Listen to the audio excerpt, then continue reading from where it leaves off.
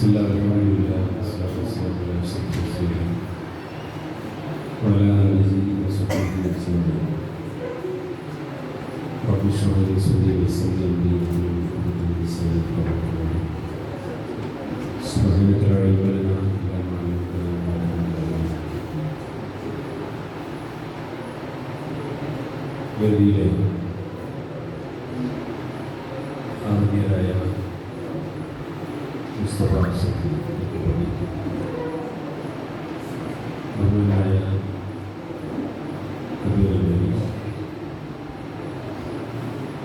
മധുയി ശാഖയുടെ പ്രിയപ്പെട്ട ഭാരവാഹികളെ,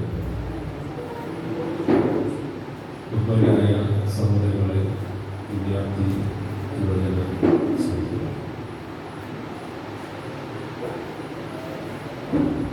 വളരെയധികം സന്തോഷത്തോടുകൂടി അഭിമാനത്തോടു കൂടിയാണ് ഈ വർഷം ഇങ്ങനെ ഒരു ശാഖാ കൗൺസിൽ ഞാൻ ആദ്യമായിട്ട് പങ്കെടുക്കുന്നത്. ഒരു ശാഖയിൽ ഇത്രയും സജീവമായ പങ്കാളിത്തമുള്ള പ്രവർത്തകരുടെ നിര വളർത്തിയെടുക്കാൻ നിങ്ങൾക്ക് സാധിച്ചിട്ടുണ്ടെങ്കിൽ ഈ ശാഖ ഉൾപ്പെടുന്ന പ്രദേശങ്ങളിൽ നമ്മുടെ മഹത്തായ പ്രസ്ഥാനം ലക്ഷ്യം വെക്കുന്ന എല്ലാ പദ്ധതികളും 100% വിജയത്തിലെത്തിക്കാൻ തീർച്ചയായിട്ടും നമുക്ക് സാധിക്കും. അല്ലാഹുവിന്റെ തൗഫീഖ് നൽകുമാറാകട്ടെ. എസ്കെഎസ്എഫിന്റെ ഓരോ തവണത്തെ ഈ മെമ്പർഷിപ്പ് ക്യാമ്പയിൻ എന്ത് പ്രതികൂലമായ സാഹചര്യം ഉണ്ടെങ്കിലും ഓരോ തവണയും അംഗങ്ങളുടെ എണ്ണം വർദ്ധിക്കലാണ് പതിവ്. ശാഖകളുടെ എണ്ണം വർദ്ധിക്കലാണ് പതിവ്. കഴിഞ്ഞ 3-4 തവണകളായി ഓൺലൈൻ സംവിധാനത്തിലൂടെയാണ് നമ്മുടെ മെമ്പർഷിപ്പ് ക്യാമ്പയിൻ നടത്തി വരുന്നത്.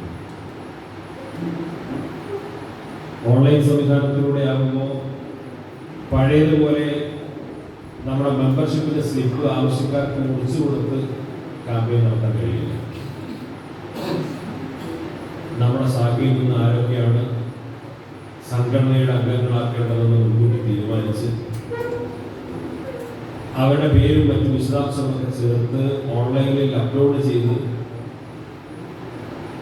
അതിൻ്റെ എല്ലാ നടപടിക്രമങ്ങളും പൂർത്തീകരിക്കുമ്പോഴാണ് അവരെ നമുക്ക് സംഘടനയുടെ മെമ്പർമാരാണ് എന്ന് ഉറപ്പുവരുത്താൻ സാധിക്കും. അത്തരം കർശനമായ സംവിധാനത്തിലൂടെ പോയിട്ട് നമ്മുടെ അംഗങ്ങൾ ഓരോ തവണയും വർദ്ധിക്കുകയാണ് ചെയ്യുന്നത്. ഈ തവണത്തെ മെമ്പർഷിപ്പ് ക്യാമ്പയിൻ വരുന്നത് സംഘടനയുടെ അദാലത്തിൽ പങ്കെടുത്തവർക്ക് മാത്രമേ മെമ്പർഷിപ്പ് ക്യാമ്പയിൻ പങ്കെടുക്കാൻ കഴിയൂ എന്നൊരു വ്യവസ്ഥയോടുകൂടിയാണ്.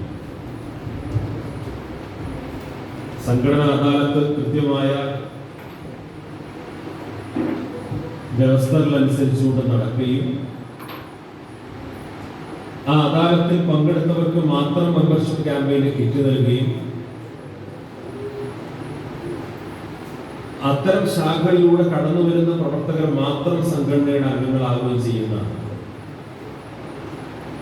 വലിയൊരു സ്ക്രീൻ നിർവഹിച്ചുകൊണ്ടാണ് ഈ വർഷത്തെ മെമ്പർഷിപ്പ് ക്യാമ്പയിൻ നടക്കുന്നത്. പക്ഷെ അപ്പോഴും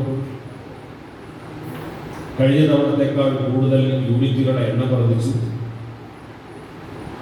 കഴിഞ്ഞ തവണത്തേക്കാൾ അംഗങ്ങളുടെ എണ്ണവും വർദ്ധിച്ചു. അതിൽ നമ്മൾ മനസ്സിലാക്കുന്ന ഒരു സംഗതി, സംഘടനാ പ്രവർത്തനം എന്ന് പറയുന്നത് ഒരാൾക്കൂട്ടത്തെ സൃഷ്ടിക്കുകയോ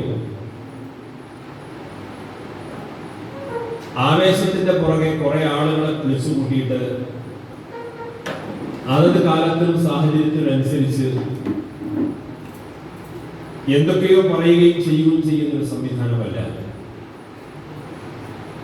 ഒരു കൃത്യമായ സിസ്റ്റം നമ്മൾ നിലവിൽ കൊണ്ടുവരികയും ആ സിസ്റ്റത്തിന് വിധേയമാക്കി എല്ലാ പ്രവർത്തകരെയും അതിന്റെ ഭാഗമാക്കി തീർക്കുകയും അതിന്റെ പൂർണ്ണമായ അച്ചടക്കത്തോടുകൂടി മുന്നോട്ട് പോകാനുള്ള സംവിധാനം ആവിഷ്കരിക്കപ്പെട്ട് കഴിഞ്ഞാൽ സംഘടനാ രംഗത്ത് നമ്മൾ നിർണയിക്കപ്പെടുന്ന പദ്ധതികളും പരിപാടികളും വളരെ ഭംഗിയായിട്ട് നിർവഹിക്കാൻ സാധിക്കും. നമ്മുടെ കൊടക്കാട് ശാഖയുടെ കൊടക്കാട് ക്ലസ്റ്ററിന്റെ സെക്രട്ടറി എന്നോട് ഒരു പരാതി പറഞ്ഞു. കഴിഞ്ഞ തവണ അദാലത്ത് വന്ന സമയത്ത് ഞങ്ങളുടെ റിപ്പോർട്ടുകളും കാര്യങ്ങളൊക്കെ കൊടുത്തു. 100 മാർക്ക് കിട്ടേണ്ട ഞങ്ങൾക്ക് എന്തുകൊണ്ട് 99 മാർക്ക് വാങ്ങി തന്നു എന്ന് വരെ ചോദിക്കാൻ മാത്രം ഞങ്ങൾ സജ്ജരായിരുന്നു. ഒരു പടി മുന്നിൽ നിന്നുകൊണ്ട് ഈ വർഷം അതിനേക്കാൾ അദാലത്തിന് വേണ്ടിയിട്ടുള്ള എല്ലാ സംവിധാനങ്ങളും ഒരുങ്ങി. പക്ഷേ ഈ വർഷം മാർക്കും കാര്യമൊന്നും വേണ്ടി ചോദിച്ചില്ല. അദാലത്തിന് വന്നപ്പോൾ ഇപ്പൊ ഇവിടെ വളരെ മനോഹരമായിട്ടുള്ളൊരു റിപ്പോർട്ട് കാണാൻ സാധിച്ചു. സംസ്ഥാന കമ്മിറ്റി പോയിട്ട് റിപ്പോർട്ടില്ല. അത് ഈ മനോഹരമായ റിപ്പോർട്ട് തയ്യാറാക്കി അദാലത്തിന് വേണ്ടി സമർപ്പിച്ചപ്പോൾ ഈ തവണ റിപ്പോർട്ടും കാര്യങ്ങളൊന്നും ആ അർത്ഥത്തിൽ അതിൻ്റെ ഒരു ഗ്രേഡിംഗ് സ്വഭാവത്തിലൂടെ പരിശോധിക്കുന്നില്ല എന്ന് പറഞ്ഞു. അദ്ദേഹം മാഷായതുകൊണ്ട് അദ്ദേഹത്തെ മനസ്സിലാക്കുന്ന ഒരു മറുപടി ഞാൻ പറയാം. നിങ്ങൾ കൂടി മനസ്സിലാക്കാൻ വേണ്ടിയിട്ടാണ് ഞാൻ അദ്ദേഹത്തോട് നേരിട്ട് പറയാതെ ഇവിടെ വെച്ച് പറയുന്നത്. സ്കൂളിലൊക്കെ നമ്മൾ പഠിച്ചിരുന്ന സമയത്ത് നമ്മോട് പദ്യം കാണാതെ പഠിച്ച് വരാൻ വേണ്ടി പറയും. അപ്പൊ നമ്മളത് പൂർണ്ണമായിട്ട് പഠിച്ചു വന്നിട്ടില്ലെങ്കിൽ ക്ലാസ്സിലെ മാസ്റ്റർ ടീച്ചർക്ക് എഴുന്നേറ്റ് നിന്നിട്ട് പദ്യം ചെല്ലാൻ പറയും. അപ്പൊ അത് മുഴുവനായിട്ട് ചെല്ലാൻ സാധിച്ചിട്ടില്ലെങ്കിൽ അപ്പോൾ ടീച്ചർ പറയും,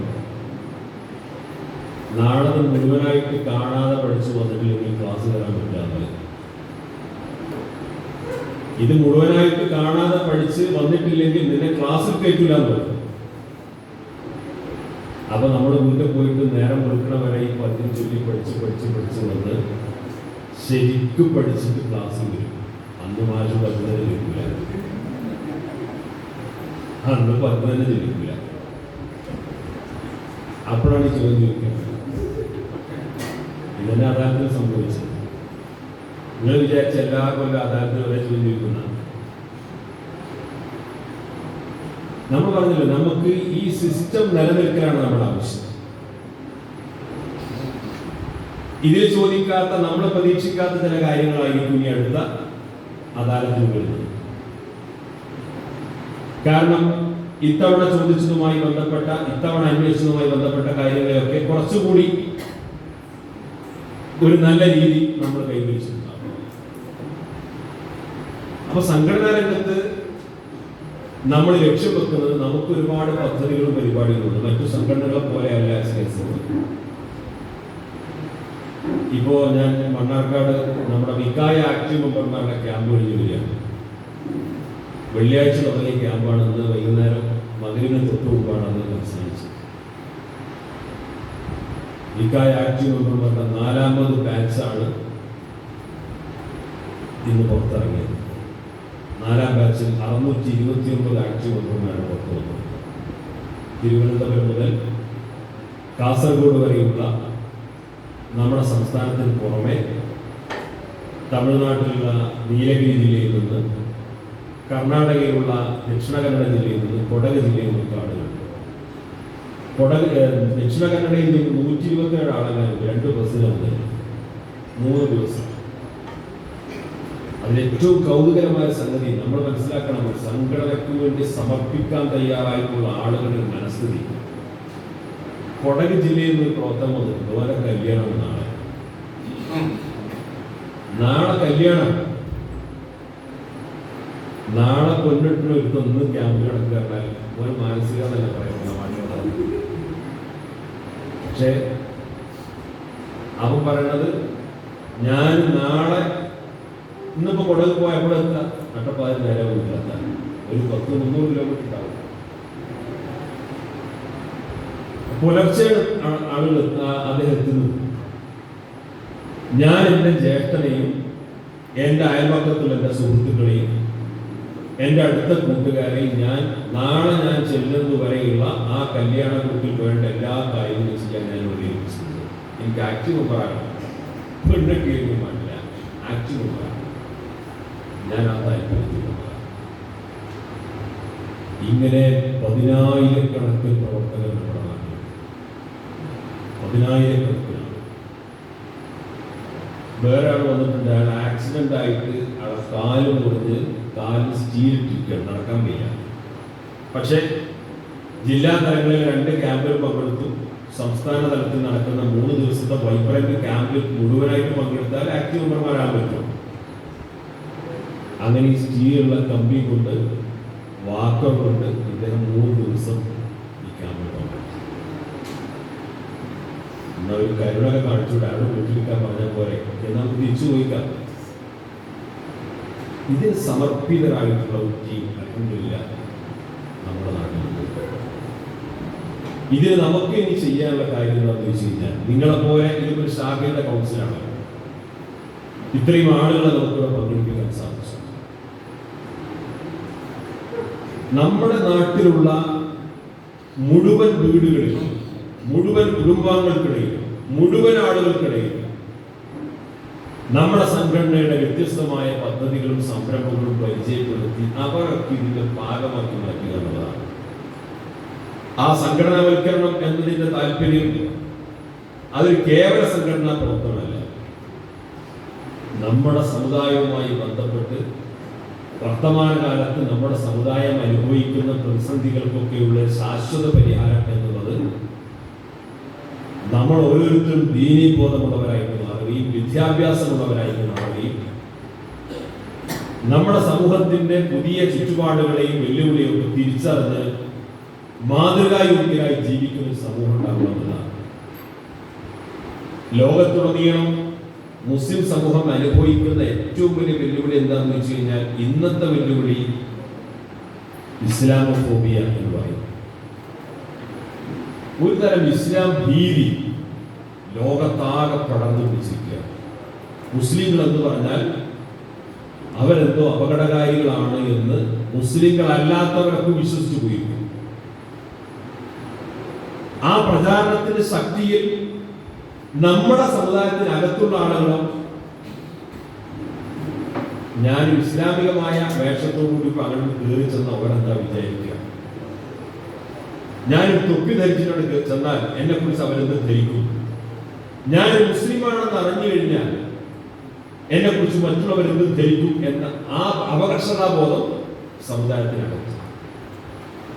നിങ്ങൾ ആലോചിച്ചു ആ സമൂഹത്തിൽ എങ്ങനെ വളരാൻ പറ്റും? സമുദായത്തെ കുറിച്ച് പുറത്ത് മുഴുവൻ ഇവർ അപകടകാരികളാണെന്ന് നിരന്തരമായി പ്രചരിപ്പിച്ചുകൊണ്ടിരിക്കുന്നു. നമ്മളൊരു വർഗീയതയും പറഞ്ഞിട്ടില്ലെങ്കിൽ പോലും നമ്മളെ ചൂണ്ടിയിട്ട് വർഗീയത ആരോപിക്കപ്പെടുന്ന ഒരു കാലം. ഇത് കണ്ട് ഭയപ്പെട്ടിട്ട് നമ്മളോ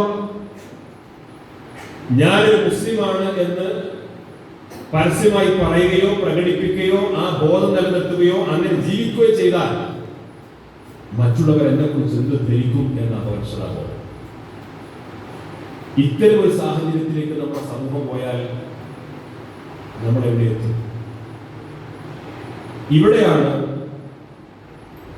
ഈമാനും തഖ്വയുമുള്ള ഒരു സമൂഹത്തെ വളർത്തിയെടുത്ത് അവർക്ക് വിദ്യാഭ്യാസം നൽകി അവർക്ക് ആരോഗ്യപരമായ സുരക്ഷ ഉറപ്പുവരുത്തി ഇന്നത്തെ കാലത്തിനും സമൂഹത്തിനും അനുസരിച്ച് മാതൃകായോഗ്യരായിട്ട് ജീവിക്കാനുള്ള ഒരു സമൂഹത്തെ ഉണ്ടാക്കിയെടുക്കുക എന്നുള്ളത്.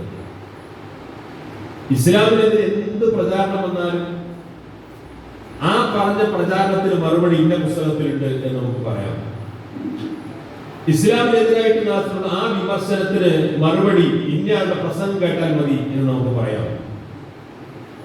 ഇസ്ലാമിനെ കുറിച്ചും മുസ്ലിങ്ങളെ കുറിച്ചും പ്രചരിപ്പിക്കപ്പെടുന്നതിന് മറുപടി ആ ജീവിക്കുന്ന ആ കൂട്ടത്തിലുള്ള ആളുകളുമായിട്ട് ഇടപെടുകയാൽ അറിയാൻ സാധിക്കുമെന്ന് ചൂണ്ടിക്കാണിക്കാൻ മാതൃകാപരമായ ജീവിതം നയിക്കുന്ന ഒരു സമൂഹത്തെ നമുക്ക് കാണിച്ചു കൊടുക്കാൻ പറ്റുമെന്നുള്ളതാണ്. എന്നിലൂടെയാണ് ഞാൻ എൻ്റെ മതത്തെ പ്രകടിപ്പിക്കേണ്ടത്.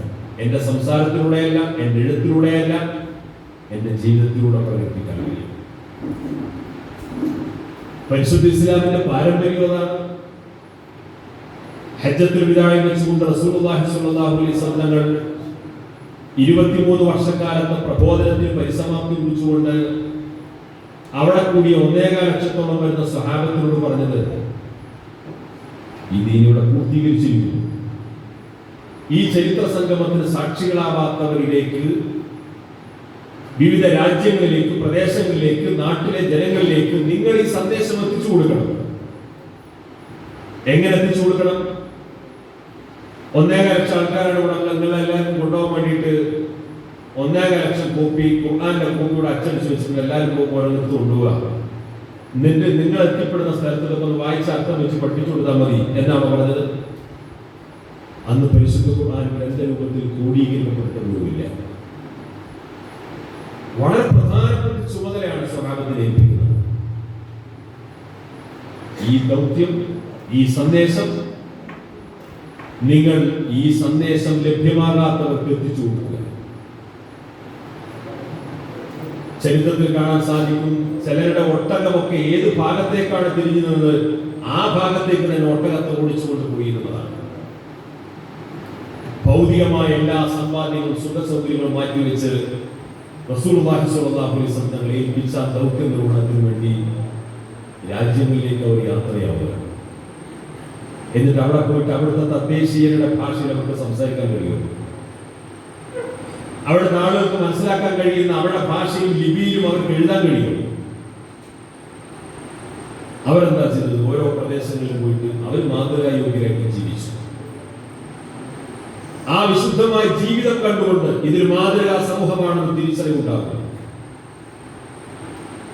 ആ മാതൃകാപരമായ ജീവിതം കണ്ടുകൊണ്ട് ഇതാണ് യഥാർത്ഥ വിമോചനത്തിന്റെ മാർഗമെന്ന് മറ്റുള്ളവർ തിരിച്ചറിയുന്നു.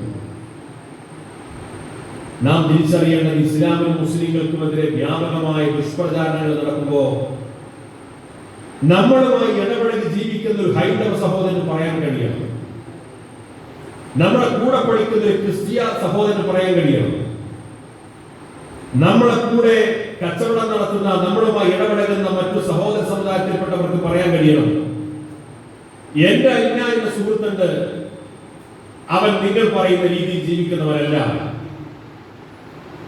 അവരിലൂടെ ഞാൻ കണ്ട് അനുഭവിച്ച ഇസ്ലാം നിങ്ങൾ ഈ പ്രചരിപ്പിക്കപ്പെടുന്ന ഇസ്ലാമല്ല, അവരിൽ നിന്ന് ഞാൻ കണ്ട എന്റെ മുസ്ലിം സുഹൃത്ത് നിങ്ങൾ ഈ പറയപ്പെടുന്ന മുസ്ലിം അല്ല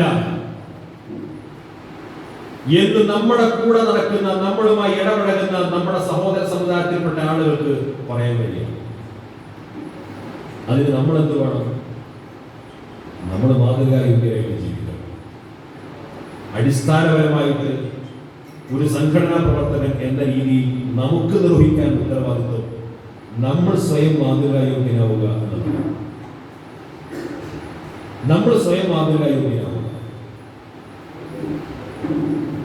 നമ്മൾ എത്ര സജീവ സംഘാടകരായിട്ട് കാര്യമില്ല, എത്ര ആത്മാർത്ഥം നടത്തിയിട്ടും കാര്യമില്ല, എത്ര അധ്വാനിക്കാൻ സന്നദ്ധരായിട്ടും കാര്യമില്ല. നമുക്ക് വ്യക്തിശുദ്ധി ഉണ്ടാകും, നമ്മുടെ വ്യക്തിജീവിതം വിശുദ്ധമായിരിക്കും. ചില ആളുകളൊക്കെ പറയാറുണ്ട്, നമ്മുടെ ചില ആളുകളെ ചൂണ്ടിയിട്ട് പറയും, അവനെ ഏൽപ്പിച്ചാൽ മതി, ഭംഗിയായിട്ട് ആ കാര്യം പൂർത്തിയാക്കി. നിങ്ങൾ ആ കാര്യം അവനെ ഏൽപ്പിച്ചാൽ മതി, എല്ലാത്തിലും വിളിക്കണം, നല്ല കഴിവുള്ള ചെറുപ്പക്കാരനാണ്, വളരെ ഉഷാറാണ്, നിങ്ങൾ അവനെ ഏൽപ്പിച്ചാൽ മതി. എന്നിട്ട് അവസാനം പറയും, കാശൊന്നും കൈ കൊടുക്കരുതോ. എന്തായാലും അർത്ഥം ആൾ ഉഷാറാണ്, പക്ഷെ ഇടപാടൊന്നുമില്ല. അതുകൊണ്ട് പോയില്ലേ,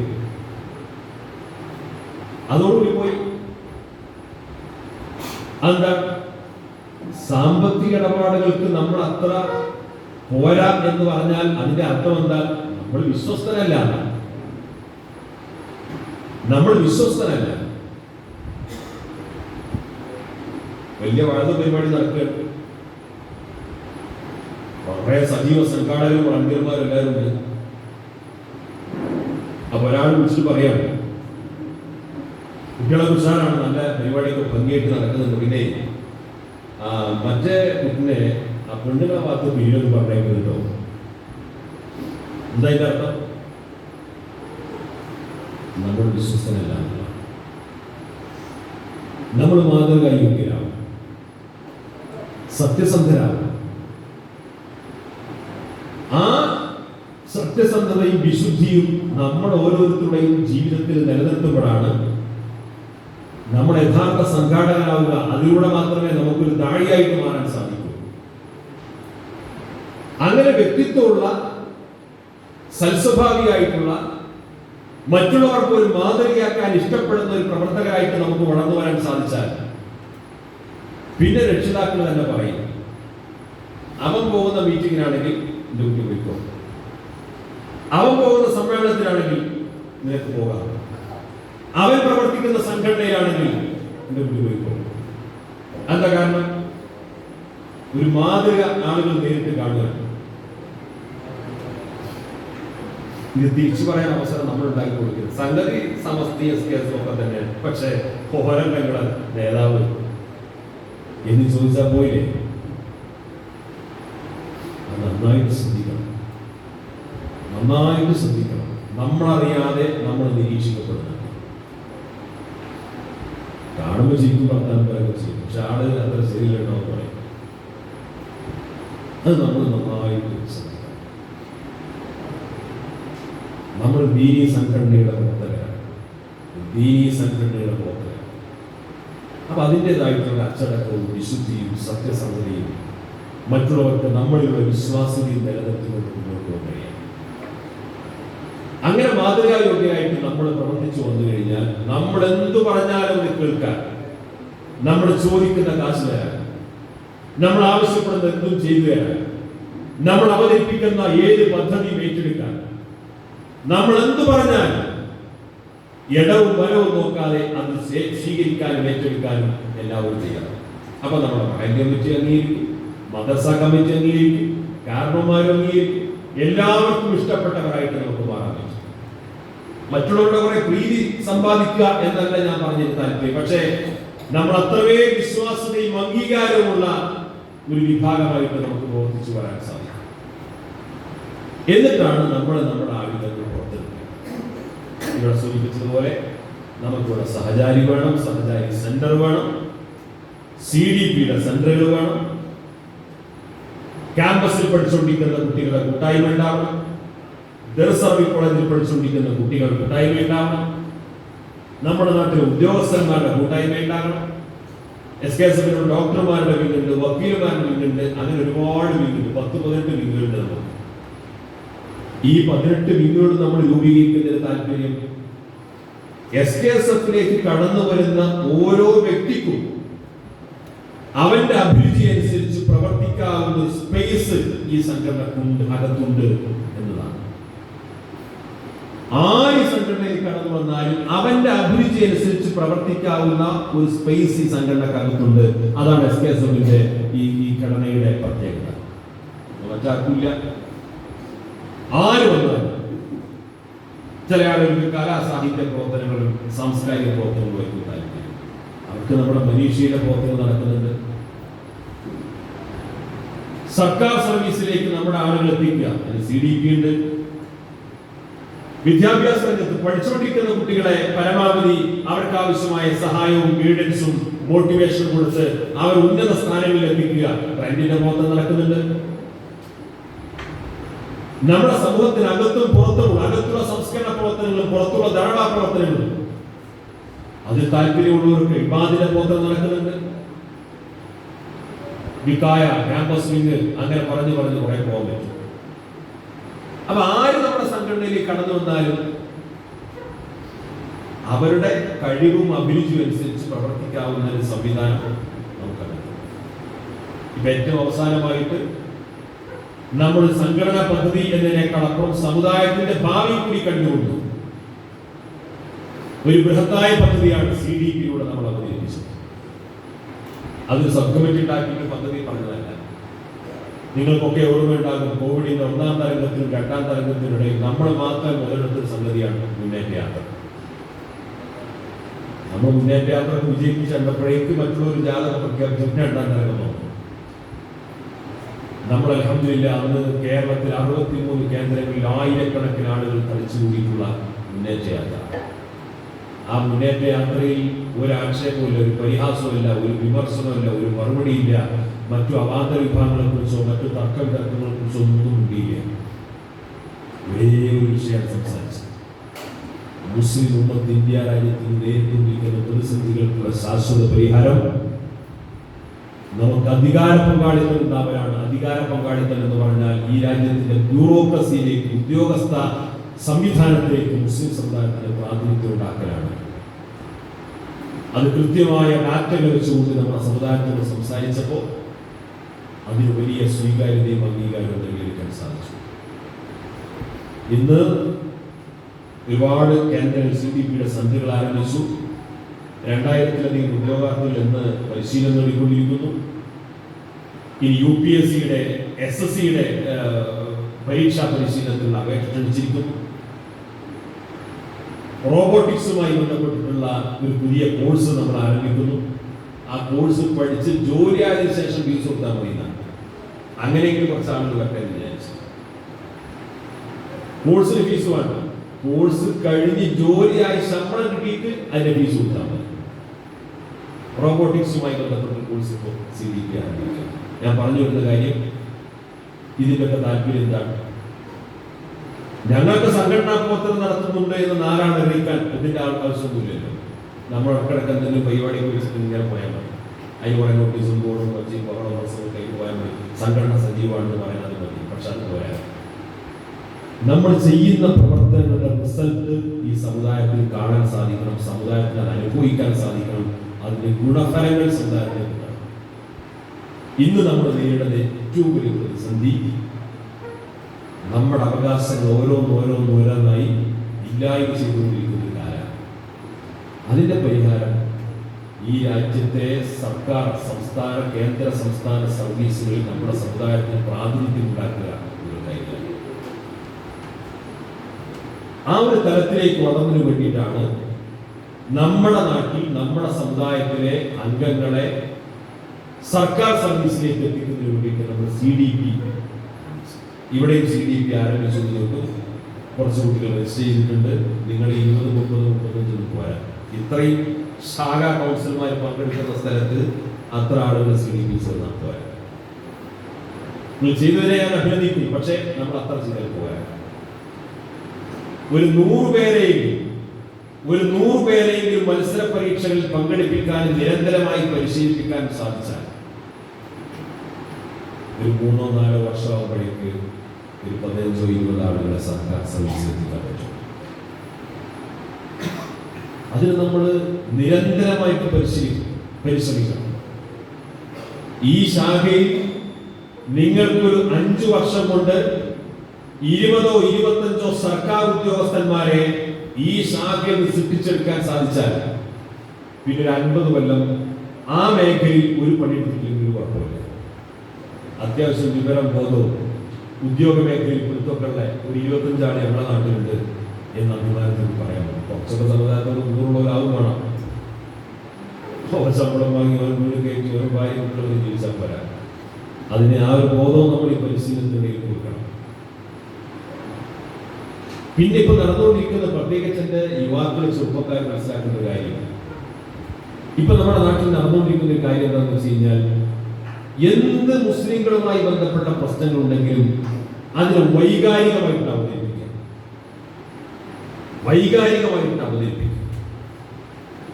ആ വൈകാരികമായ അവതരണത്തോടുകൂടി ഇത്തരം കാര്യങ്ങളിൽ നമ്മോട് സഹകരിക്കാൻ താല്പര്യമുള്ള സഹോദര സമുദായത്തിൽപ്പെട്ട ആൾക്കാർ പോലും ഒന്നും മാറിയിരിക്കും. ഇതിപ്പോ എങ്ങോട്ട് അർത്ഥമെന്ന് അറിയില്ല. ആ രീതിയിലാണ് ഇവരെ ഭാഷയും ശൈലിയും മുദ്രാവാക്യമൊക്കെ. അപ്പൊ അതിനെന്ത് വേണം? വളരെ വിവേകത്തോടുകൂടി, വളരെ ബുദ്ധിപരമായി ഇത്തരം കാര്യങ്ങളെ സമീപിക്കുക എന്നുള്ളത് പ്രധാനമാണ്. നമ്മുടെ നേതാക്കളൊക്കെ അത്തരമൊരു ശൈലിയാണ് സ്വീകരിക്കാറുള്ളത്. പാലാ ബിഷപ്പുമായി ബന്ധപ്പെട്ട പ്രസ്താവന ഉണ്ടായപ്പോൾ ആ പ്രസ്താവന വന്ന അന്ന് മുതൽ ചാനൽ ചർച്ചകളും ബഹളവും ആരോപണ പ്രത്യാരോപണങ്ങളും സോഷ്യൽ മീഡിയ ചർച്ചകളും വലിയ തോതിലുള്ള വർഗീയമായ ആരോപണ പ്രത്യാരോപണങ്ങളല്ലേ നമ്മുടെ നാട്ടിൽ നടന്നു. ബിഷപ്പ് ഹൗസിലേക്ക് മാർച്ച് നടക്കുക, തെറി വിളിക്കുക, എന്തെല്ലാം നടന്നു. സഹോദര സമുദായത്തിൽപ്പെട്ട ആളുകളുമായി നമ്മളുള്ള ബന്ധത്തെ തകർക്കാൻ കാരണമാകുന്ന ശൈലിയും സമര രീതികളുമാണ് പലരും സ്വീകരിച്ചത്. ഈ ബഹളൊക്കെ മൂർച്ഛിച്ച് നിൽക്കുന്ന സമയത്താണ് ചരിത്ര വിദ്യാർത്ഥികൾ നാളെ പഠിക്കും, ചരിത്ര വിദ്യാർത്ഥികൾ നാളെ വിലയിരുത്തും. പാലാ ബിഷപ്പ് മുസ്ലിം സമുദായത്തിനെതിരെ നിരുത്തരവാദപരമായ ആരോപണം ഉന്നയിച്ചിട്ട് ആ ആരോപണവുമായി ബന്ധപ്പെട്ട വിവാദങ്ങൾ കെട്ടടങ്ങിയത് എങ്ങനെയെന്ന് നാളെ ഒരു ചരിത്ര വിദ്യാർത്ഥി പഠിച്ചാൽ സത്യസന്ധമായി ചരിത്രം പറയുന്ന ഒരു മറുപടി പറയുന്നു. സമസ്ത കേരള ജംഇയ്യത്തുൽ ഉലമയുടെ അധ്യക്ഷൻ 45 മണിക്കൂർ ദൈർഘ്യമുള്ള ഒരു വാർത്താ സമ്മേളനം നടത്തി ബിഷപ്പിനെ വിമർശിക്കേണ്ടിടത്ത് വിമർശിച്ചു, ഇസ്ലാമിന്റെ നയങ്ങൾ കൃത്യമായിട്ട് പറഞ്ഞു, മാന്യമായിട്ട് അവതരിപ്പിച്ചു.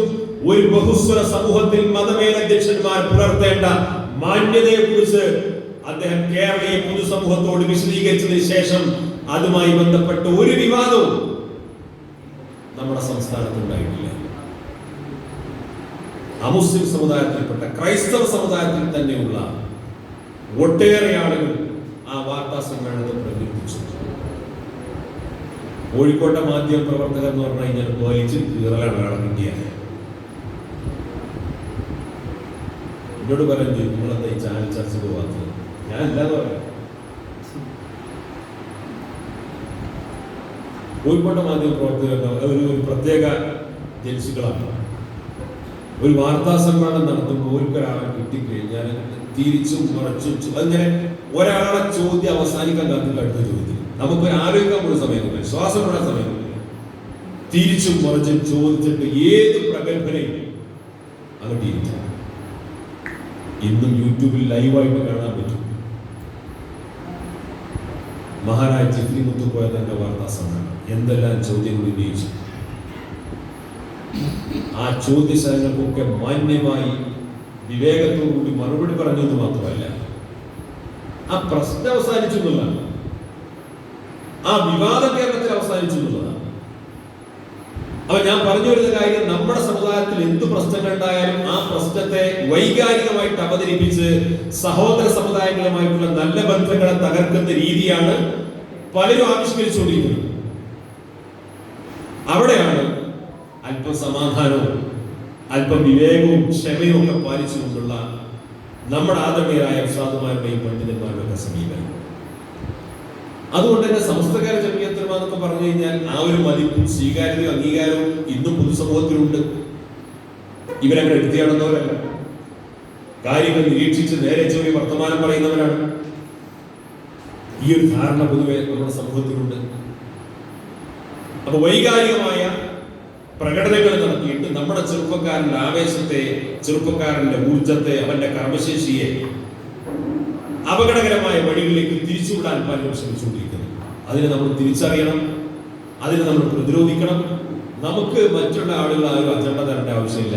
നമ്മുടെ അജണ്ടകൾ നമ്മുടെ സംഘടന, നമ്മുടെ നേതൃത്വം തീരുമാനിക്കും. ആ അജണ്ടകൾ അനുസരിച്ച് മുന്നോട്ട് പോയാൽ നമുക്ക് ലക്ഷ്യത്തിലെത്താൻ സാധിക്കും. ഒരു കാര്യം കൂടി പറഞ്ഞാൽ അവസാനിപ്പിക്കുകയാണ്. CDP നിങ്ങൾ ഒന്നുകൂടി സജീവമാക്കണം. ഈ മഹലിൽ നിങ്ങളൊരു സർവേ നടത്തണം. 18 വയസ്സ് മുതൽ 35 വയസ്സിനിടയിൽ പ്രായമുള്ള ഏതെങ്കിലും മത്സര പരീക്ഷകൾ എഴുതാൻ ക്വാളിഫൈഡ് ആയിട്ടുള്ള മുഴുവൻ സ്ത്രീ പുരുഷന്മാരുടെയും സർവേ നടത്തണം. അവരെ വിളിച്ചു കൂട്ടിയിട്ട് പറയാം, നിങ്ങൾക്ക് ഇപ്പോൾ നിലവിലുള്ള ക്വാളിഫിക്കേഷനോ ഒന്നുകൂടി പരിശ്രമം നടത്തിയാൽ അതിന്റെ മുകളിലെത്താവുന്ന സംവിധാനത്തിലേക്ക് എത്തിക്കഴിഞ്ഞാൽ, കോഴ്സുകൾ പാസ്സായി കഴിഞ്ഞാൽ നിങ്ങളെ പഠനത്തിന് തടസ്സമില്ലാത്ത വിധം, നിങ്ങളെ ജോലിക്ക് തടസ്സമില്ലാത്ത വിധം, നിങ്ങളെ ബിസിനസ്സിന് തടസ്സമില്ലാത്ത വിധം, നിങ്ങൾ എന്ത് ഏർപ്പാട് നടത്തുകയാണെങ്കിൽ അതൊന്നും തടസ്സമില്ലാത്ത വിധം നിങ്ങളുടെ ഒഴിവ് സമയത്തിൽ വിഹിതം മാറ്റിവെച്ചാൽ CDP ഓൺലൈൻ ക്ലാസ്സിൽ ചേരാൻ പറ്റും. ഓരോ ദിവസവും ഒരു 2 മണിക്കൂർ സമയം എപ്പോഴെങ്കിലും നീക്കിവെച്ച് ആ ക്ലാസ് കേൾക്കാനും ആവശ്യമായ ക്വസ്റ്റ്യൻ ബാങ്കുകളൊക്കെ സംഘടിപ്പിച്ചിട്ട് അതിന്റെ പരിശീലനത്തിലൊക്കെ ശ്രദ്ധിക്കാൻ സാധിച്ചാൽ വലിയ മാറ്റം നമ്മുടെ നാട്ടിൽ ഉണ്ടാക്കാൻ സാധിക്കും. നമ്മുടെ സമൂഹത്തിലെ അപകർഷതാബോധവും നിരാശയും വളർത്തി നമ്മൾ വലിയ കഷ്ടപ്പാടിലാണ് എന്ന് പറയാനും പാടി നടക്കാൻ ഇഷ്ടംപോലെ ആളുകളുണ്ട്. എന്താണ് ഇതിന് പരിഹാരം എന്ന് പറയാനോ ആ പരിഹാരം നിർദ്ദേശിക്കാനോ അതിന് കർമ്മപദ്ധതി തരാനോ ആരുമില്ല. അവിടെയാണ് SKSF അതിന് ദൗത്യം നിർവഹിക്കുന്നത്. നമ്മുടെ രാജ്യത്ത് മുസ്ലിം സമുദായം ന്യൂനപക്ഷമാണ് എന്ന വല്ലാത്തൊരു അപകർഷതാബോധമാണ് നമ്മളെ അലട്ടുന്നത്. നമ്മൾ ന്യൂനപക്ഷമല്ലേ, മുസ്ലിം ന്യൂനപക്ഷമല്ലേ, നമുക്ക് ഒരുപാട് പ്രയാസങ്ങളും കഷ്ടപ്പാടുണ്ട്. അപ്പൊ നമുക്ക് ഇങ്ങനത്തെ തന്നെ പോകാൻ പറ്റുള്ളൂ എന്ന് നമ്മളിങ്ങനെ തീരുമാനിച്ചിരിക്കുകയാണ്. നമുക്ക് ഇങ്ങനത്തെ തന്നെ പോകാൻ പറ്റുള്ളൂ, നമുക്കതൊക്കെ സംഭവിക്കാനുള്ളൂ, നമ്മൾ മുസ്ലിങ്ങളല്ലേ, നമ്മൾ ന്യൂനപക്ഷമല്ലേ എന്ന് തോന്നലാണ്. ഇന്ത്യ രാജ്യത്തെ ഏറ്റവും ചെറിയ ന്യൂനപക്ഷങ്ങളിൽ ഒരു വിഭാഗമാണ് ഈ രാജ്യത്തെ പാർസി വിഭാഗം. ഇന്ത്യയിലെ മൊത്തം പാർസികളുടെ ജനസംഖ്യ എത്രയാണെന്ന് ചോദിച്ചു കഴിഞ്ഞാൽ 1,00,000 തികയില്ല. ഒരു 70,000-80,000 ഒക്കെ ഇപ്പോൾ ഗൂഗിളിൽ സെർച്ച് ചെയ്തിട്ടാണ്. ഒരു 80,000 ആളുകൾ മാക്സിമം. ഇന്ത്യയിലെ ന്യൂനപക്ഷ വിഭാഗം ഏറ്റവും ചെറിയ ന്യൂനപക്ഷങ്ങളിൽ ഒന്നാണ്. 1,00,000 ജനസംഖ്യ തികയില്ല. ഇന്ത്യയിലെ മൊത്തം ജനസംഖ്യ എത്രയാണ്? 135 കോടിയിലധികം. 135 കോടിയിലധികം ജനസംഖ്യയുള്ള ഒരു ജനാധിപത്യ രാജ്യത്ത്, വോട്ടിനനുസരിച്ചുകൊണ്ട് ഭരണാധികാരികളെ തെരഞ്ഞെടുക്കുന്ന ഒരു രാജ്യത്ത് 1,00,000 പോലും ജനസംഖ്യ തികയാത്ത ഒരു ജനവിഭാഗത്തിന് എന്ത് പ്രസക്തിയാണ്?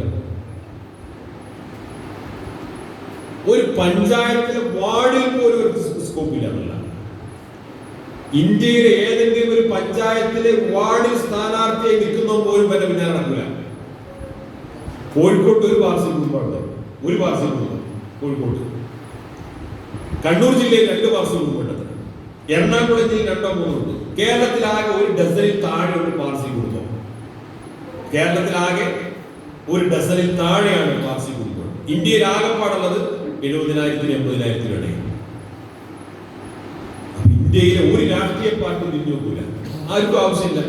പ്രത്യേകിച്ച് സ്വാധീനം ചെലുത്താൻ കഴിവുള്ള ശേഷിയുള്ളവരല്ല, ആരും തിരിഞ്ഞു നോക്കൂല, ആർക്കും വേണ്ട, ആർക്കും ഭീഷണിയല്ല.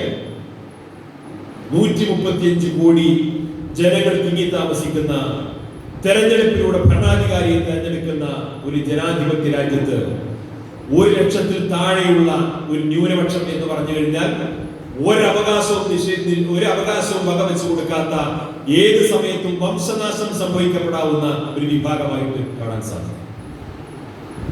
വസ്തുത അതല്ല. ഇന്ത്യയിലെ 10 കോർപ്പറേറ്റുകളെ പരിശോധിച്ചാൽ അതിൽ പാർസികളുണ്ട്. ഇന്ത്യയിലെ സുപ്രീം കോടതി ജഡ്ജിമാരുടെ ലിസ്റ്റ് പരിശോധിച്ചാൽ അതിൽ പാർസികളുണ്ട്. ഇന്ത്യയിലെ IAS ഓഫീസർമാരുടെ ലിസ്റ്റ് പരിശോധിച്ചാൽ അതിൽ പാർസികളുണ്ട്. ഇന്ത്യയിൽ IPS ഓഫീസർമാരുടെ ലിസ്റ്റ് പരിശോധിച്ചാൽ അതിൽ പാർസികളുണ്ട്. കേന്ദ്ര ഗവൺമെന്റ് കേന്ദ്ര സെക്രട്ടറിമാരുടെ ലിസ്റ്റ് പരിശോധിച്ചാൽ അതിൽ പാർസികളുണ്ട്. എന്താ കാരണം?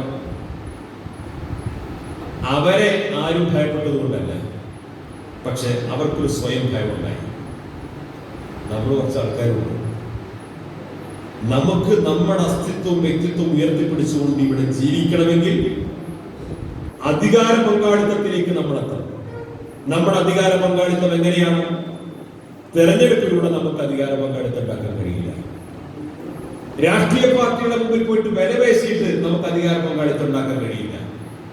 അവർ തിരിച്ചറിഞ്ഞു, നമുക്ക് നിലനിൽപ്പ് വേണമെങ്കിൽ, നമുക്ക് നമ്മുടെ ഐഡന്റിറ്റി നിലനിർത്തി മുന്നോട്ട് പോകണമെങ്കിൽ, നമ്മുടെ കുടുംബത്തിൽ ജനിക്കുന്ന ഓരോ കുട്ടിയും അവന്റെ കഴിവും ശേഷിയും അവന്റെ സ്കില്ലും പരിശോധിച്ച് അവരെ എങ്ങനെല്ലാം വളർത്തി വലുതാക്കി പരിശീലിപ്പിച്ച് ഉന്നത സ്ഥാനങ്ങളിൽ എത്താൻ സാധിക്കുമോ പരമാവധി ഉന്നത തലങ്ങളിലെത്തി രാജ്യത്തിന്റെ പ്രധാനപ്പെട്ട കീ പോയിന്റിൽ എത്തിക്കാൻ വേണ്ടി ഓരോ രക്ഷിതാവും ആ കുട്ടിക്ക് ജന്മം നൽകിയ ഓരോ മാതാപിതാക്കളും അതിനുവേണ്ടി പരിശ്രമിച്ചു.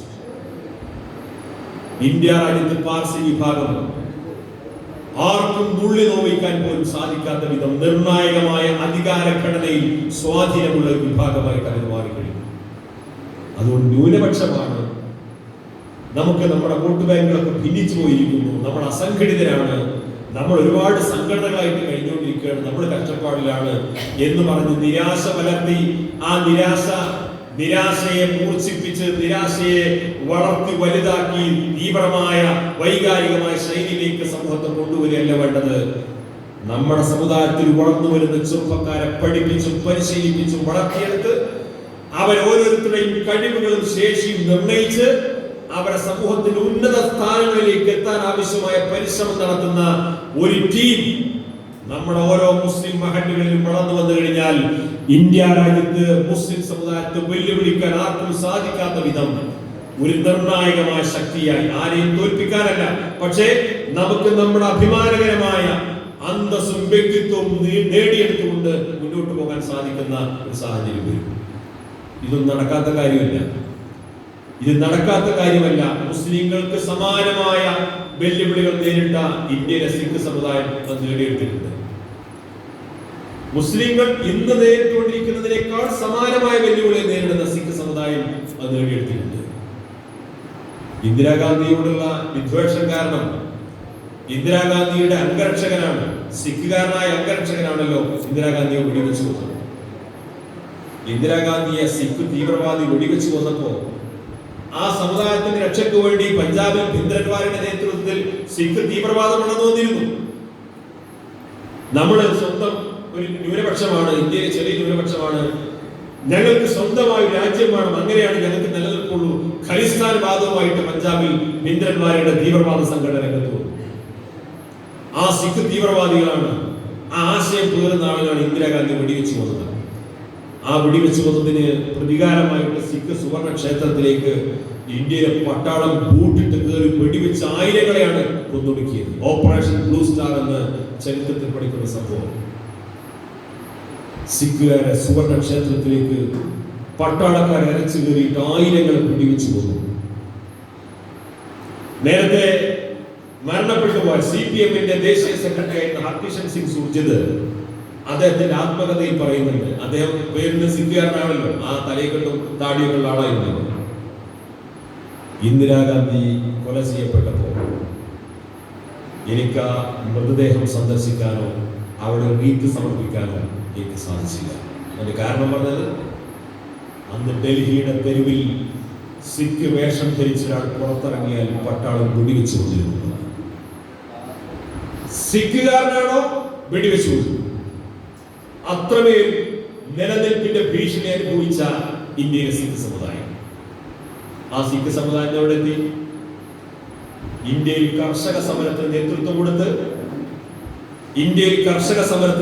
കൊടുത്ത് ഒരു വർഷക്കാലം യാതൊരു വിട്ടുവീഴ്ചയും ഇല്ലാതെ കർഷക സമരത്തിന് ഇച്ഛാശക്തിയോടുകൂടി നേതൃത്വം കൊടുത്ത് സാക്ഷാൽ നരേന്ദ്രമോദി കർഷക സമരത്തിന് മുമ്പിൽ മുട്ടുമടക്കി പാർലമെന്റ് സമ്മേളനം വിളിച്ച് ആ 3 കർഷക നിയമങ്ങളും പിൻവലിക്കുന്നിടത്ത് ഇന്ത്യയുടെ പ്രധാനമന്ത്രിയെ മൂക്കുകൊണ്ട് ക്ഷാമരപ്പിക്കാൻ സാധിച്ചത് ഇന്ത്യയിലെ കർഷകരുടെ മുന്നേറ്റം എന്ന് പറയുമ്പോൾ പോലും അതിന്റെ അകത്തും മറഞ്ഞു കിടക്കുന്നത് ഇന്ത്യയിലെ സിഖ് കമ്മ്യൂണിറ്റിയുടെ ഇച്ഛാശക്തിയാണ്.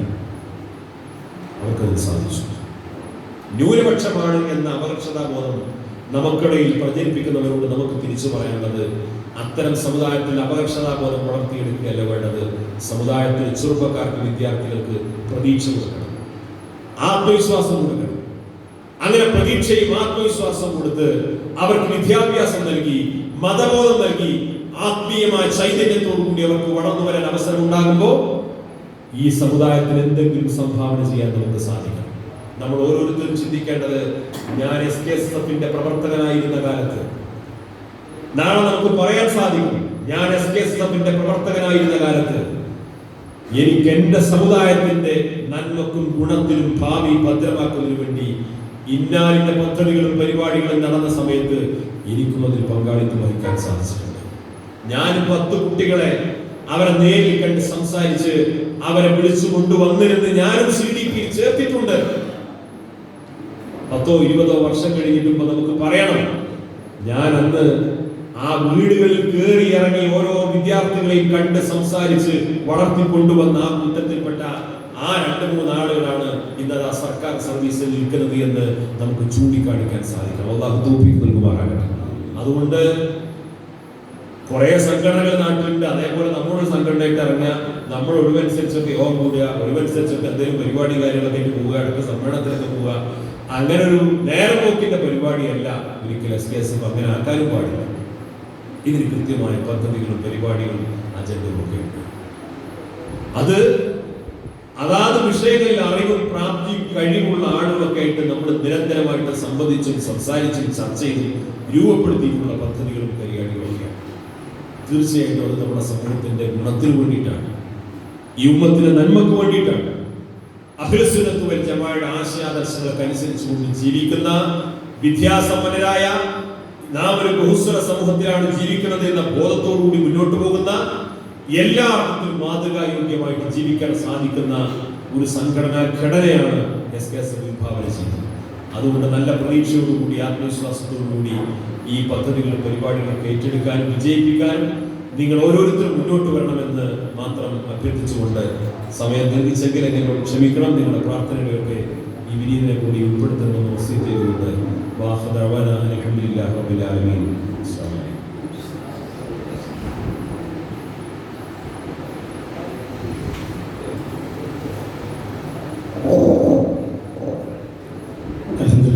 വളരെ നല്ലൊരു ക്ലാസ് ബഹുമാനായ സംസ്ഥാന സെക്രട്ടറി സത്താർ സാഹിബ് നൽകി. എല്ലാവരും ഉറപ്പിനാമി പറയും. ദീർഘകാല സമുദായത്തിന് കുടുംബത്തിലുള്ള സൗഭാഗ്യം നൽകി അനുഗ്രഹിക്കട്ടെ. എല്ലാവിധ പ്രയാസങ്ങളും നമുക്ക് പരിഹരിക്കട്ടെ. എല്ലാവിധ വിഷമങ്ങളും നമുക്ക് ദൂരീകരിക്കട്ടെ. കുടുംബത്തിലുള്ള തന്നെ സമൃദ്ധിയും സമാധാനവും വാഹനം നൽകി അനുഗ്രഹിക്കട്ടെ. ഇൻഷാ അല്ലാഹ് നമ്മുടെ തെരഞ്ഞെടുപ്പിലേക്ക് കഴിഞ്ഞാൽ പുതിയ ഭാരവാഹികളുണ്ട്, കമ്മിറ്റിയൊക്കെ ഉണ്ടാക്കണ്ടേ?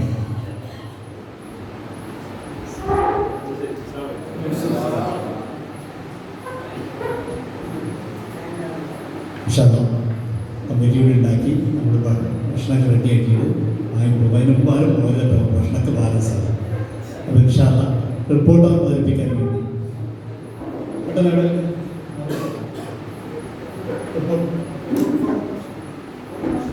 അത് നമ്മൾ റിപ്പോർട്ട് അവതരിപ്പിക്കേണ്ട ശ്രദ്ധിക്കുക. നമ്മുടെ കഴിഞ്ഞ കമ്മിറ്റിയുടെ റിപ്പോർട്ട് അവതരിപ്പിക്കുകയാണ് ശ്രദ്ധിക്കുക. അതിനോട് ബഹുമാനനായ ഫാറൂഖ് മാഷ സാക്ഷി.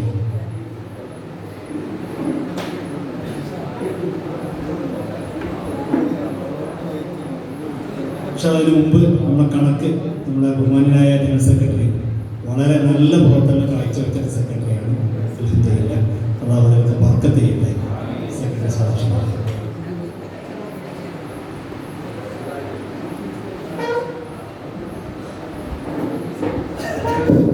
അസ്സലാമു അലൈക്കും വറഹ്മത്തുള്ളാഹി വബറകാതുഹു. നമ്മുടെ നിലപാടുകളുടെ രാജകുമാരൻ സത്താർ സാഹിബ് അവരുടെ പ്രൗഢോജ്വലമായ പ്രഭാഷണത്തിന് ശേഷം ഇൻഷാ അല്ലാഹ് നമ്മുടെ അവസാന സെഷനിലേക്ക് കടക്കുകയാണ്. നമ്മുടെ നാടിൻ്റെ ദീനീ പ്രവർത്തനങ്ങൾക്ക് വേഗത കൂട്ടാൻ വേണ്ടി SKSFന്റെ പ്രവർത്തനം, SKSFന്റെ പ്രവർത്തകർ വളരെ അത്യാവശ്യമാണ്. ഇൻഷാ അല്ലാഹ് നമ്മുടെ നാട്ടിൽ ധാരാളം പ്രവർത്തനങ്ങൾ കഴിഞ്ഞ 2 വർഷത്തിനിടയിൽ ചെയ്തു തീർത്തിട്ടുണ്ട്. നമ്മുടെ നാട്ടിലെ ഒരു തല മുതൽ മറ്റേ തല വരെ നോക്കുകയാണെങ്കിൽ ആരൊക്കെ രോഗിയായി കടന്നിരിക്കുന്നോ അർഹതയുള്ള മുഴുവൻ ആളുകൾക്കും നമ്മുടെ സഹചാരി സെക്രട്ടറി റാഫിയുടെ ശക്തമായ ഇടപെടൽ കാരണത്താൽ ലക്ഷക്കണക്കിന് രൂപ വാങ്ങി, സംസ്ഥാന കമ്മിറ്റിയിൽ നിന്ന് വാങ്ങി ഓരോ രോഗിയുടെ പേഴ്സണൽ അക്കൗണ്ടിലേക്ക് അയച്ചു കൊടുക്കാൻ ഇൻഷാ അല്ലാഹ് നമ്മുടെ കഴിവിന്റെ പരമാവധി ശ്രമിച്ചിട്ടുണ്ട്. അതാണ് ഏറ്റവും വലിയ പ്രവർത്തനം. ഞാൻ ഇപ്പോൾ 2 വർഷം പ്രവർത്തിച്ചിലെ ഏറ്റവും വലിയ, വളരെ അഭിമാനത്തോടുകൂടെ പ്രവർത്തിക്കാൻ കഴിഞ്ഞത് നമ്മുടെ നാട്ടിൽ പാവപ്പെട്ട രോഗികൾ, ഒരു നേരത്തിന് മരുന്ന് പോലും ഇല്ലാത്ത ആളുകൾക്ക്, ധാരാളം ആളുകൾക്ക് 5000 6000 അവരുടെ പേഴ്സണൽ അക്കൗണ്ടിലേക്ക് നേരെ സംസ്ഥാന കമ്മിറ്റി നമ്മുടെ റിപ്പോർട്ടിന്റെ അടിസ്ഥാനത്തിൽ എത്തിച്ചു കൊടുക്കാൻ കഴിഞ്ഞിട്ടുണ്ട്. അല്ലാഹു സുബ്ഹാനഹു വ തആല അർഹമായ പ്രതിഫലം നൽകി അനുഗ്രഹിക്കട്ടെ. അതുപോലെ തന്നെ നമ്മൾ എല്ലാവരും ഏറ്റെടുക്കേണ്ട ഒരു പ്രവർത്തനമാണ് നമ്മുടെ CDP. നമ്മുടെ നാട്ടിൽ 5 വർഷത്തിനുള്ളിൽ ധാരാളം ഗവൺമെന്റ് ഉദ്യോഗസ്ഥന്മാർ ഇവിടെ ഉണ്ടാകണം. ഇൻഷാ അല്ലാഹ് ഗവൺമെന്റ് ഉദ്യോഗസ്ഥന്മാർ നമ്മുടെ രാജ്യത്ത് നമ്മുടെ മുസ്ലിംകൾക്കിടെ ഇടയിൽ ഉണ്ടായാലുള്ള അവസ്ഥ, അതിന്റെ സാഹചര്യം, അതിന്റെ മെച്ചത്തെ കുറിച്ചാണ് നമ്മുടെ സത്താർ സാഹിബ് ഇത്രയും നേരം പ്രഭാഷണം നടത്തിയത്. ഇൻഷാ അല്ലാഹ് ലക്ഷക്കണക്കിന് രൂപയുടെ 2 വർഷക്കാലത്തെ കണക്ക് ഇവിടെ അവതരിപ്പിക്കുകയാണ്. 2020-22 കാലയളവിലെ വരവ് ചെലവ് കണക്ക്. ആകെ വരവ് ഓപ്പണിംഗ് ബാലൻസ് 4755. നമ്മുടെ ഈ വർഷത്തെ ഈ കമ്മിറ്റിയുടെ തുടക്കത്തിൽ നടന്ന കല്ലൂർ ഉസ്താദ് അനുസ്മരണം, അതിലെ വരവ് 5,07,898. സഹചാരി സംസ്ഥാന കമ്മിറ്റിക്ക് നമ്മുടെ പള്ളിയിൽ നിന്ന് പിരിച്ചു കൊടുത്തത് 45,000 രൂപ, 2 പ്രാവശ്യമായിട്ട് 2 റമദാനിൽ. ആ സഹചാരി നമുക്ക് ലഭിച്ചത് 1,23,000 രൂപ. 45,000 രൂപ നമ്മൾ സ്റ്റേറ്റ് കമ്മിറ്റിക്ക് കൊടുത്തു. നമ്മൾ വാങ്ങിയത് 1,23,000 രൂപ. സംഭാവനയായി ലഭിച്ചത് 30,248. സൗദത്തിന്റെ പഴയ ബാലൻസ് ആയി നമുക്ക് ലഭിച്ചത് 35,734.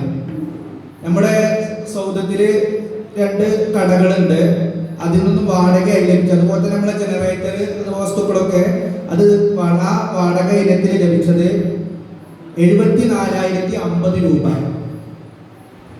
കല്യാണ ധനസഹായം നമ്മുടെ കല്ലൂർ ഉസ്താദ് സ്മാരക സൗദം ഗ്രൂപ്പിൽ നമ്മൾ പിരിച്ച ധനസഹായം 1,13,151 രൂപ. നമ്മുടെ സുപ്രഭാതം ചലഞ്ചിലൂടെ നമ്മൾ 100 കണക്കിന് വരിക്കാരെ നമുക്ക് ഇവിടെ ചേർക്കാൻ കഴിഞ്ഞിട്ടുണ്ട്. അതിൽ നിന്ന് ലഭിച്ചത് 1,12,000 രൂപ. പിന്നെ പഴയ സാധനം വിറ്റത് 350 രൂപ.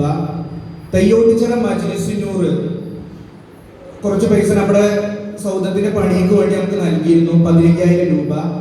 അതുപോലെ 55 മജ്‌ലിസുന്നൂർ 1,500 രൂപ. സൗദം നവീകരണ കളക്ഷൻ ഇപ്പോൾ ടൈലിട്ടു. നമ്മുടെ സൗദം ഇപ്പോൾ വളരെ ഭംഗിയായിട്ട് ടൈലിട്ടിട്ടുണ്ട്. അതിനുവേണ്ടി നമ്മൾ കല്ലൂർ ഉസ്താദ് സ്മാരക സൗദം ഗ്രൂപ്പിൽ പിരിച്ചിട്ടുണ്ട് 63,000 രൂപ. അത് ലഭിച്ചത് മാത്രമേ ഉള്ളൂ 63,000 രൂപ. പിന്നെ നമ്മൾ ഡൽഹിക്ക് വേണ്ടി ഒരു ധനസഹായം നമ്മുടെ പള്ളിയിൽ നിന്ന് പിരിച്ചിരുന്നു 15,000 രൂപ. അങ്ങനെ ആകെ വരവ് 11,25,686 രൂപ. 11,25,686 രൂപ. ഇനി ആകെ ചെലവ്, അനുസ്മരണത്തിന് വേണ്ടി വന്ന ചെലവ് 2,84,820. കല്യാണ ധനസഹായം 1,03,000 രൂപ. ഡൽഹി ധനസഹായം നമ്മൾ പള്ളിയിൽ നിന്ന് പിരിച്ചു കൊടുത്തത് നമ്മുടെ സ്റ്റേറ്റ് കമ്മിറ്റി ഏൽപ്പിച്ചത് 15,000 രൂപ. നിർമ്മാണ പ്രവർത്തനങ്ങൾക്ക് വേണ്ടി 2,06,540 രൂപ. നമ്മുടെ സൗദത്തിന് മുമ്പ് കുറച്ച് കടം ഉണ്ടായിരുന്നു, ആ കടം വീട്ടിയത് 2,15,300 രൂപ. സഹചാരി ലഭിച്ചത്, സഹചാരി നമ്മളെ രോഗികൾക്ക് കൈമാറിയത് 1,23,000 രൂപ. അതുപോലെ തന്നെ പള്ളിയിൽ നിന്നും സഹചാരി കണക്ഷന് 45,000 രൂപ. മൊമെന്റോ നമ്മളെ +2 അതേപോലെ തന്നെ 10ാം ക്ലാസ് വിജയിച്ചവർക്ക്, അതുപോലെ തന്നെ ഹാഫിളായവർക്ക്, അതുപോലെ തന്നെ നമ്മുടെ സ്ഥാപനങ്ങളിൽ നിന്നൊക്കെ നല്ല റാങ്കോട് കൂടെ പാസ്സായവർക്കൊക്കെ നമ്മൾ മൊമെന്റോ കൊടുത്തിരുന്നു. അത് 8,640. ചീരണി ഇനത്തില് 2,819. Current bill 5,907. Notice flux 2,810. ക്ലീനിങ്ങിന് വേണ്ടിയിട്ട് 850 രൂപ. സുപ്രഭാതം 1,06,550 രൂപ. ക്യാബിനറ്റ്, നമ്മൾ ക്യാബിനറ്റ് മുനവ്വർ ഇസ്ലാം മദ്രസയിൽ നടത്തി ഒരു 1ാം വാർഷികം, നമ്മൾ ഈ വർഷത്തെ ഈ കമ്മിറ്റിയുടെ 1ാം വാർഷികം നടത്തിയത് 4,145 രൂപ. സ്റ്റേഷനറി ഇനത്തിൽ 6,250. കൊടിമരം സ്ഥാപിച്ചു നമ്മൾ, അതിന് 2,000 രൂപ. സംഭാവനകൾ കിട്ടിയത് 4,700. സംഭാവന കിട്ടുക പറഞ്ഞാൽ ചെലവായി കൊടുത്ത നമ്മൾ മേലെ കമ്മിറ്റിക്ക് കൊടുത്തത്. ഇപ്പോൾ ക്ലസ്റ്റർ കമ്മിറ്റിക്ക് എന്തെങ്കിലും പിരിവുണ്ടാവും, അപ്പോൾ നമ്മൾ സംഘടനയിൽ നിന്ന് കൊടുക്കുക 4,700 രൂപ. വാടക ആയിട്ട് കൊടുത്തത് ഇപ്പോൾ വാഹനത്തിൻ്റെ വാടക, ഓട്ടോ വാടക അതൊക്കെ ആയിട്ട് 2,030 രൂപ. പിന്നെ നമ്മുടെ നാട്ടിൽ ചില ക്ലാസ്സുകൾ 10ാം ക്ലാസ്സിൻ്റെ അതുപോലെ തന്നെ +2ൻ്റെ ഒക്കെ ക്ലാസ് കോച്ചിങ്ങിന് വേണ്ടി ആളെ കൊടുത്തിരുന്നു. അപ്പോൾ അതിന് വേണ്ടിയിട്ട് 1,590 രൂപ.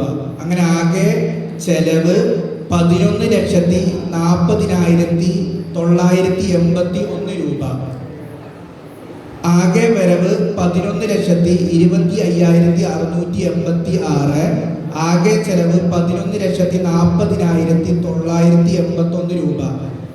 15,295 രൂപ നമ്മുടെ സംഘടനക്ക് ഇപ്പോൾ കടണ്ട്. അതിലെന്തെങ്കിലും സംശയം ഉണ്ടെങ്കിൽ ചോദിക്കാം.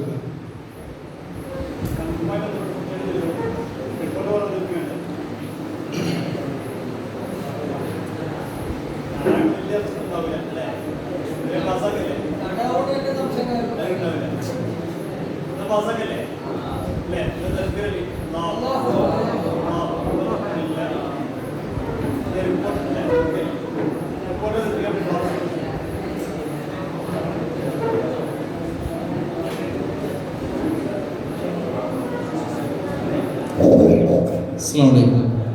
2 മിനിറ്റ്. കേരളത്തിലെ ആധികാരിക പരമോന്നത മതപഠന സഭയായ സമസ്ത കേരള ജമിയത്തുലമയുടെ അച്ചടക്കമുള്ള വിദ്യാർത്ഥി സംഘടനയാണ് SKSF. 1989 ഫെബ്രുവരി 19 രൂപം കൊണ്ട ഈ സംഘടന 3 പതിറ്റാണ്ട് കൊണ്ട് ഒരുപാട് സുസ്ഥിരമായ പ്രവർത്തനമായി കേരളത്തിൽ അകത്തും പുറത്തും പ്രവർത്തിച്ചുകൊണ്ടിരിക്കുകയാണ്. ഈ സംഘടന കീഴിലെ പാലക്കാട് ജില്ലയിലെ തച്ചനാട്ടുകര മേഖലയിലെ കൊടക്കാട് ക്ലസ്റ്ററിലെ തയ്യോട്ടുസിലെ യൂണിറ്റിന്റെ 2021-22 കാലയളവിലെ പ്രവർത്തന റിപ്പോർട്ടാണ് ഇവിടെ സമർപ്പിക്കപ്പെടുന്നത്. 2020 ജനുവരി 3-ന് 17 അംഗങ്ങളുമായി നിലവിൽ വന്ന ഈ സംഘടന ഒരു വർഷം കൊണ്ട് ഒരുപാട് മികവാർന്ന പ്രവർത്തനം ചെയ്തു തീർക്കാൻ സാധിച്ചു.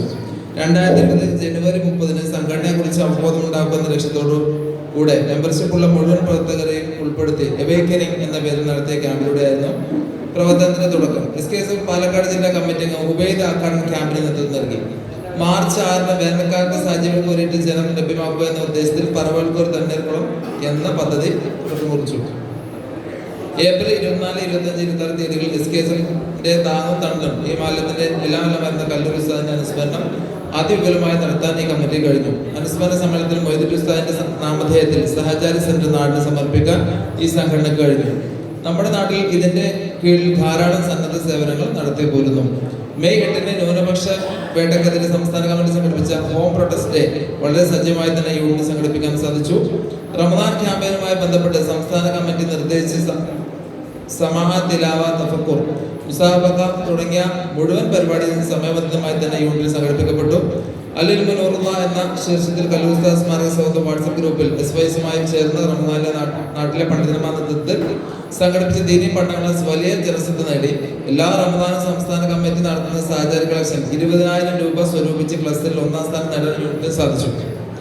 ജൂൺ 12-ന് SLC +2 പരീക്ഷകളിൽ മികച്ച വിജയം നേടിയ വിദ്യാർത്ഥികളെയും PG യൂണിവേഴ്സിറ്റി പരീക്ഷ റാങ്ക് നേടിയ വിദ്യാർത്ഥിയെയും ട്രെൻഡ് സമിതി കീഴിൽ അനുമോദിച്ചു. ആഗസ്റ്റ് 1-ന് ട്രെൻഡ് സമിതി കീഴിൽ യൂണിറ്റ് പരിധിയിൽ SLC വിജയിച്ച വിദ്യാർത്ഥികൾക്കിടയിൽ സർവേ നടത്തുകയും അവർക്ക് ഉപരിപഠനത്തിന് ആവശ്യമായ കരിയർ ഗൈഡൻസ് നൽകുകയും സൗജന്യമായി +1 രജിസ്ട്രേഷൻ നടത്തുകയും ചെയ്തു. ഒട്ടേറെ വിദ്യാർത്ഥികൾക്ക് സഹായം ചെയ്യാൻ കമ്മിറ്റിക്ക് സാധിച്ചു. വിഹായക്ക് കീഴിൽ പള്ളി ശുചീകരണം, മന്ത്രി ശുചീകരണം, ലോക്ക്ഡൌണിന് ശേഷം ജുമാ പുനരാരംഭിച്ചപ്പോൾ പ്രോട്ടോകോൾ അനുസരിച്ച് ജുമാ നടത്താൻ സന്നദ്ധ സേവന രംഗത്ത് നിറസാന്നിധ്യമായി പ്രവർത്തിക്കാൻ സാധിച്ചു. അവസാനമായി സത്തർക്ക പറഞ്ഞ CDP നമ്മൾ ആദ്യം ഒരുപാട് സംസാരിച്ച് അങ്ങനെ ആളുകളെ കിട്ടി. അപ്പോഴും കൊറോണ വന്നു. ലാസ്റ്റ് ഒരു 10-25 കുട്ടികളെ കിട്ടി. അത് വെച്ച് നമ്മൾ എന്ത് ചെയ്തു, റസാഖ് മാഷ് കൊടുത്തവർക്ക് ഓറിയന്റേഷൻ ക്ലാസ് കൊടുത്തു. അൽഹംദുലില്ലാ ഇപ്പോൾ നമ്മൾ രജിസ്റ്റർ ചെയ്യാൻ തയ്യാറായി 20 ബുക്കുകളുണ്ട്. ഇനിയും ഒരുപാട് പേര് സത്തർക്ക പറഞ്ഞാൽ നമുക്ക് കിട്ടേണ്ടതുണ്ട്. ഇൻഷാ അല്ലാഹ് അത് അടുത്തൊരു സിറ്റിംഗ് നടക്കാൻ പോകുന്നു. അതാണ് നമ്മുടെ യൂണിറ്റിന്റെ ഏറ്റവും ഇപ്പോൾ റെലവൻ്റ് ആയിട്ട് നിൽക്കുന്ന പ്രവർത്തനം. ഇൻഷാ അല്ലാഹ് അതുപോലെ മുന്നോട്ട് പോകാൻ അള്ളാഹു തൗഫീഖ് നൽകുമാറാവട്ടെ. ആമീൻ. അസ്സലാമു അലൈക്കും.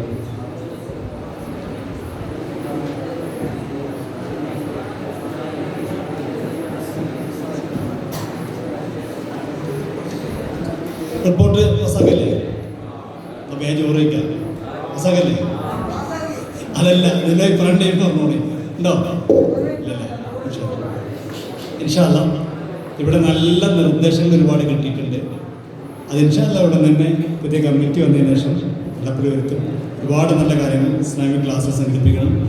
ടൂറ് പോകണം, സിയാറത്ത് വേണം, CDPയുടെ സജീവമാവണം, റിലീഫ് വേണം, SSC +2 കോച്ചിങ് ക്ലാസ്സുകൾ വേണം, മയ്യത്ത് പരിപാടി ക്ലാസ് വേണം, കൗൺസിൽ ക്യാമ്പുകൾ വേണം, മോട്ടിവേഷൻ ക്ലാസ്സുകൾ വേണം, കല്ലൂർസ്ഥാന അനുസ്മരണം വേണം, പിന്നെ മരണപ്പെട്ടവർക്ക് വേണ്ടി പ്രത്യേക പ്രാർത്ഥന, ഇങ്ങനെ തുടങ്ങി ഒരുപാട് നിർദ്ദേശങ്ങളുണ്ട്. ഇൻഷാ അല്ലാഹ് അതൊക്കെ പുതിയ കമ്മിറ്റി വന്നതിന് ശേഷം അവരെ കൂട്ടി വിളിച്ചിരുത്തിയിട്ട് നമുക്ക് നടപ്പിലാക്കണം. അല്ലാത്ത തൗഫീഖ് നൽകി അനുഗ്രഹിക്കട്ടെ.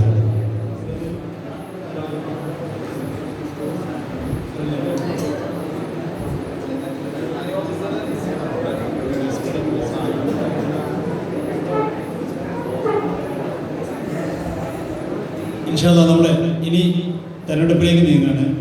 അപ്പോൾ നിങ്ങളൊക്കെ അഭിപ്രായങ്ങൾ എഴുതി കിട്ടി. ഇതെല്ലാം ഉൾക്കൊള്ളിച്ചുകൊണ്ട് നമ്മളിതിൻ്റെ റിട്ടേണിംഗ് ഓഫീസർ എല്ലാം ഉൾക്കൊള്ളിച്ചുകൊണ്ട് ഇവിടുത്തെ സീനിയർ ആയിട്ടുള്ള ആൾക്കാരുമായി കൂടി ആലോചിച്ചുകൊണ്ട് ഒരു പാനലൊക്കെ തയ്യാറാക്കിയിട്ടുണ്ട്. അത് ഇൻഷാ അല്ലാഹ് നമ്മുടെ പ്രിയങ്കരനായ നമ്മുടെ സംസ്ഥാനത്ത് തന്നെ ഏറ്റവും നല്ല ക്ലസ്റ്ററാക്കി നമ്മുടെ ക്ലസ്റ്റർ മാറ്റുന്നതിൽ വലിയ പങ്ക് വഹിച്ച നാസറുമാണ്. പക്ഷേ അദ്ദേഹം നിർവഹിക്കും. അദ്ദേഹത്തെ സാദരം ക്ഷണിക്കുക.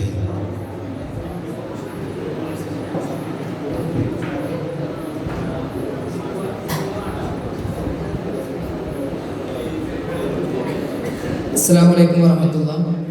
നമ്മുടെ തെയ്യോത്സവ യൂണിറ്റിൽ 315 മെമ്പർമാരാണുള്ളത്. അപ്പോൾ 15 മെമ്പർമാർക്ക് ഒരു കൗൺസിലറാണ് ക്ലസ്റ്ററിലേക്ക് വേണ്ടത്. ആ നിലയ്ക്ക് 21 കൗൺസിലർമാരാണ് ആദ്യം നമ്മൾ വായിക്കുന്നത്. ഇവർക്ക് ശാഖയിൽ ഒരു സ്ഥാനം ഉണ്ടാവില്ല. ക്ലസ്റ്ററിലും മേഖലയിലും ജില്ലയിൽ മേൽഘടകത്തിലായിരിക്കും സ്ഥാനം. ഒന്ന് Shameer master, 2 Saleem Kamali Faizy, Ubaid Kamali, Gafoor Kamali, Zakariya Kamali, Basheer T K, Shabeer Faizy, Raheem Faizy, Shoukath Faizy, Hasaina Rahmani, Salam Ashrafi, Shafeeq Anwari P K, Saleem Kamali A M, Latheef Anwari, Musthafa Yamani, Noorish Alalukkal, Jafar T T, Ashkar Alalukkal, Rafi Alalukkal, Babu Moolayil, Jafar. ഇത്രയും 21 ആളുകളാണ് ക്ലസ്റ്റർ കൗൺസിലർമാരായിട്ട് തന്നിട്ടുള്ളത്.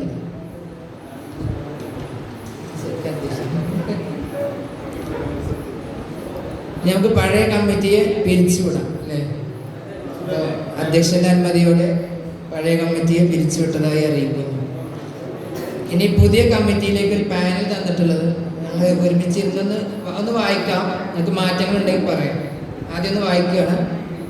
പ്രസിഡന്റായിട്ട് Farooq master, vice president Shafeeq Faizy Bheemanad, general secretary Rameez Kamali, working secretary Arshad V P, treasurer Mubashir V P, ഇബാദിന് സ്വാലിഹ് കമാലി, വികായ സെക്രട്ടറിയായിട്ട് Abdulla Padari, Sahachari secretary Riyas C K, trend secretary Shamseer K, Sargalayam Muzammil C K, Twalaba Shibili Padari, C D P സെക്രട്ടറിയായിട്ട് Arif E K. ഇവരെ കൂടാതെ 6 മെമ്പർമാരെ കൂടി വേണ്ടതുണ്ട്. അതിലൊന്ന് Muhammad Ali Kamali, Jibin, Saifudheen K, Hamza പാദാരി, Hamza V P.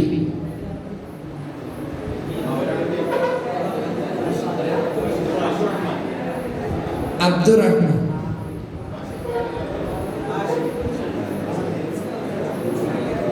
ഇതിലേതെങ്കിലും മാറ്റം വരുത്തേണ്ടതുണ്ടോ അതോ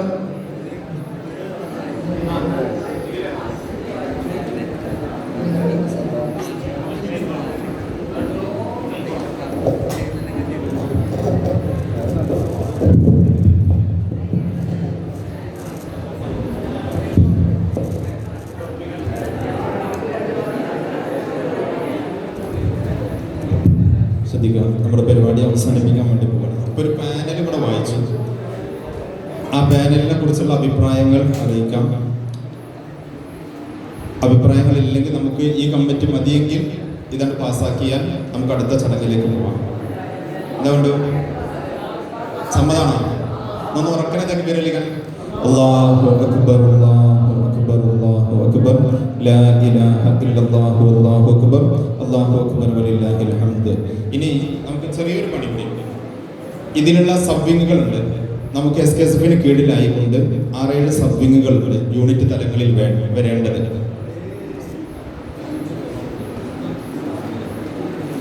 അതിൽ ഓരോ വിഭാഗങ്ങൾക്കും ചെയർമാൻ, കൺവീനർ. ഒന്ന് ഇബാദാണ്.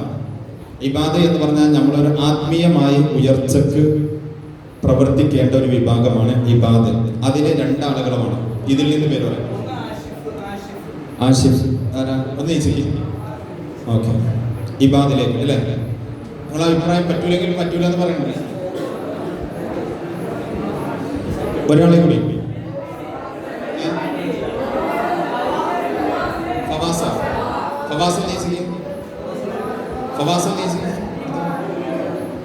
ഇതിലേക്ക് ഒന്നുകൂടി നല്ലത് നമുക്ക് ഫവാസിന് അടുത്തൊരു ടീമിലേക്ക് പരിഗണിക്കാം. ഇതിലേക്ക് ഒന്നുകൂടി നല്ലത് എന്താ വെച്ച് കഴിഞ്ഞാൽ എന്താണ്, നമുക്ക് ഈ ഇതുപോലത്തെ സദസ്സുകൾ സംഘടിപ്പിക്കുക, ആത്മീയമായ സദസ്സുകൾ സംഘടിപ്പിക്കുക. ഇതൊക്കെയാണ് ഒന്നുകൂടി നല്ലത്. വഴുത് പറഞ്ഞു കൊടുക്കണം. ഷിഹാബ് കമാലി ഓരോ മൂപ്പരെന്താ വെച്ചാൽ കാസർഗോഡാണ്. ഷിഹാബ് കമാലി കൂടെ ഉണ്ടാവുമല്ലോ അല്ലേ?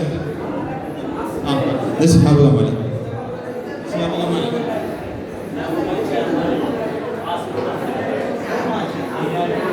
അടുത്തത് വിഖായ.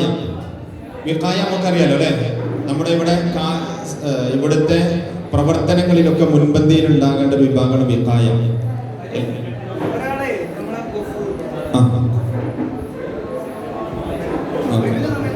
വിഖായ സെക്രട്ടറി ആയിട്ട് നമ്മൾ തെരഞ്ഞെടുത്തിട്ട് അബ്ദുള്ള പാതാരിയാണ്. അബ്ദുള്ളക്ക് ഒപ്പം നിൽക്കാൻ പറ്റിയ ഒരു രണ്ടാളുകൾ. ഒന്ന് ഗഫൂർ, ഉസാമത്ത്, ഉസാമത്തും. അടുത്തത് സഹചാരി. സഹചാരിയില് റിയാസിക്ക്. അടുത്ത റിയാസത്ത്.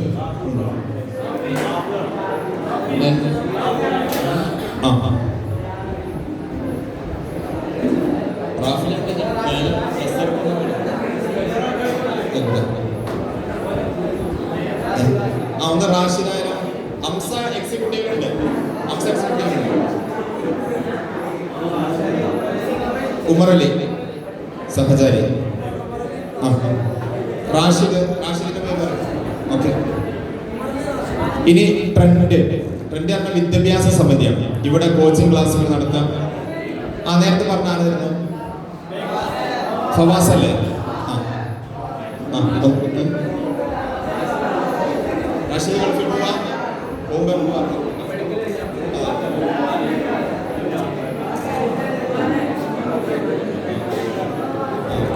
ഇതിൽ ശ്രദ്ധിക്കേണ്ടത് ഈ പേര് ഇവിടെ എഴുതുന്ന ആളുകളെ നമ്മൾ വെറുതെ എഴുതല്ല. അവർക്ക് അതെ, അന്ന് മുനീറിനെ ഇതുപോലെ റാഷിദ് ഗൾഫിൽ പോവുകയാണെങ്കിൽ റാഷി ഗൾഫിൽ പോകണം. അതെ, റെഡി ആയിക്കോണോ? എന്നാ മുനീറിനെ എഴുതാം. ട്രെൻഡിലെ നമ്മൾ ഈ പേര് എഴുതുന്ന ആളുകളെ നമ്മൾ വെറുതെ ഒരു കടലാസിൽ എഴുതല്ല. നമ്മൾ ഇവരെ പ്രവർത്തിക്കാൻ ഇവിടെ വേണം. നമ്മുടെ യൂണിറ്റ് എന്ന് പറഞ്ഞാൽ നമ്മുടെ ഈ മഹല് വലിയൊരു വിശാലമായ മഹലാണ്. നമ്മളെ കൊണ്ട് ചെയ്യാൻ കഴിയുന്ന സേവനങ്ങൾ ഈ 2 വർഷത്തിനിടയിൽ ചെയ്യണം. അത് നമ്മുടെ ഉത്തരവാദിത്തമാണ്, ദൗത്യമാണ്. നമ്മളത് ഉത്തരവാദിത്തം നിറവേറ്റാതിരുന്നു കഴിഞ്ഞാൽ നമ്മൾ കുറ്റക്കാരാവും. അതുകൊണ്ട് അത് ശ്രദ്ധിക്കാം. ട്രെൻഡ് സമിതിക്ക്, വിദ്യാഭ്യാസ സമിതിക്ക് പറഞ്ഞോളൂ. കുറച്ച്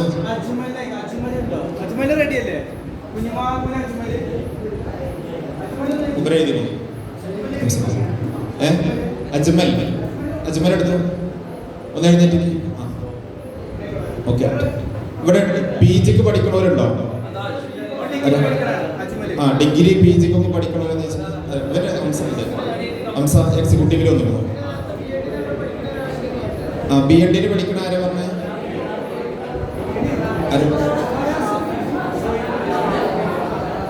നമ്മളെ ഷുഹൈബിന്റെ ഇവിടെ ഷാഫി ഉണ്ടല്ലോ, ഇക്ബാൽ മുസ്ലിയാർ ഷാഫി അല്ലേ?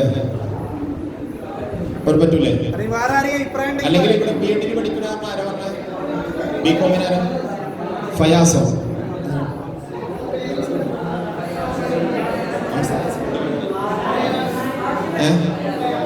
ഫയാസ് എന്തിനാ പഠിക്കണേ? ഫവാസ്.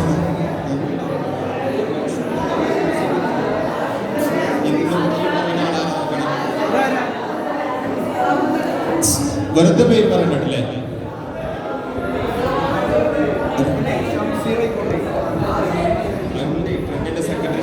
ട്രെൻഡിന്റെ സെക്രട്ടറി ഷംസീറാണ്. ഷംസീറിന്റെ ഒപ്പം നിന്ന് പ്രവർത്തിക്കാൻ പറ്റിയ ഒരാൾ കൂടിയാണ്. ഒരാളെ പറയാം.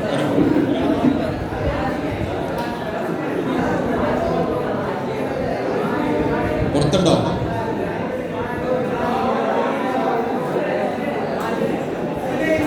ഉനൈസ് എന്ന് പറയണോ? ഉനൈസ് എന്തിനാ പഠിക്കണേ?